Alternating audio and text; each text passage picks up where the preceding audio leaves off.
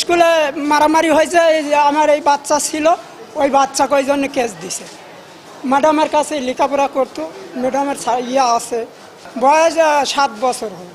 এটা একটা গুরদাসপুরের ঘটনা। এই মামলার বাদী হলো শাহানুর রহমান। সে 5 জন আসামির নামে মামলা করে। তার মধ্যে এজাহার নামেও 3 নম্বর আসামি, যার নাম হলো হুসেন আলী।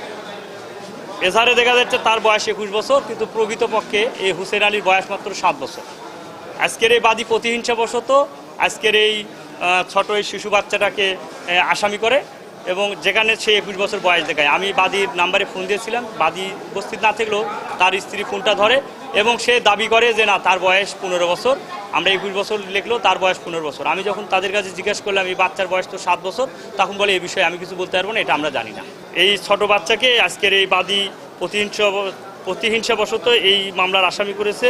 এই ন্যাক্কারজনক এই ধরনের ঘটনায়, প্রতিহিংসা ধরনের ঘটনায় আমরা নিন্দা জানাই, এবং আমরা পর্যায়ক্রমে মাননীয় আদালতের কাছে এই বিষয়ে বাদীর বিরুদ্ধে ব্যবস্থা নেওয়ার জন্য অনুরোধ করব, এবং আমরা চাবো যে বাচ্চা যেন ন্যায় বিচারটা পায়। এই বাচ্চা একটা স্কুলে, এই 2 জন পরিবারের মধ্যে একটা স্কুলে একটা বাচ্চা নিয়ে ঘটনা নিয়ে মামলা হয়, যেখানে আজকের এই শিশু বাচ্চা এ সম্পৃক্তও না, এও জানেও না, কিন্তু তারা অন্য একটা পরিবারের সাথে মামলা হলেও এসে এই বাচ্চাটাকে তারা প্রতিহিংসাবশত আসামি দিয়েছে।